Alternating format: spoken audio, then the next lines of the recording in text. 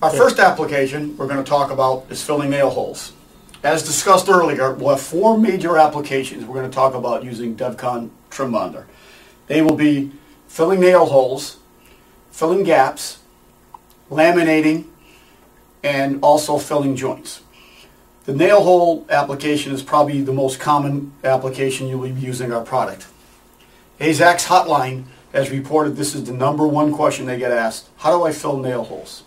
Simply, we would take, this is a board that we drilled a few holes, very simply. We would take our cartridge already burped with our nozzle, and what we say is use the nozzle, putting it inside the actual hole as much as we can in bottom fill, so we just get a little bit. As you can see there, there's a slight crater. There's a technique that we need to use on actually taking the material and filling it, ensuring that we have a top fill. And we'll show that one more time. Let the material flow first. There you have it. Once you have a crater of that nature, that will not be sandable because it's not at the height of the trim board. So you can easily go back, just apply a little bit more material, as you can see, and you're fine. That is a simple application for nail holes. What we do then, after they dry, in about 15 minutes, we take what we call the Stanley Sureform. This looks like a cheese grater, and on the back side, you would have knurled on the front and the back the blades slightly so it will not tear into the wood.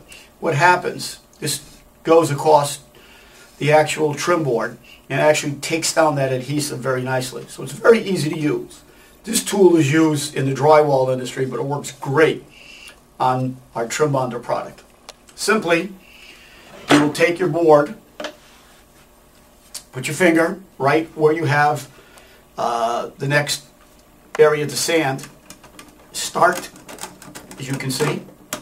Once it starts, it will go back and forth.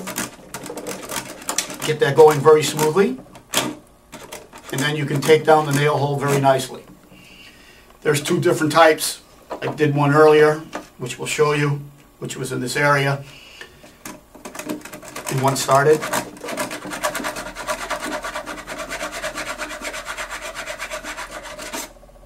Worked out really well. There's your nail holes completely sanded. These, as you can see, we started a little bit earlier. This is almost tacky, and the other three we can do at any time. So simple back and forth movement. We'll take off the material, as you can see it, and smooth it right down to the trim board without scratching. That works very well. The tool is easily purchased at any home center.